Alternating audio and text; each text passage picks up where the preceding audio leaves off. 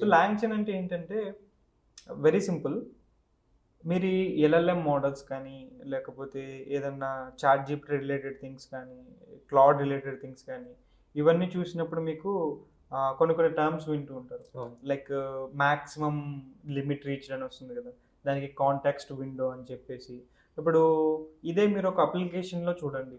మనమే ఒక own application build చేసాం. చాట్ జీపీటీ వాడు అంటే వాడు చాలా పెద్దోడు కాబట్టి 100 మందికి ఇచ్చుకుంటాడు. అవును. వాడి ఎంత పడినా వాడు బేర్ చేసుకుంటాడు.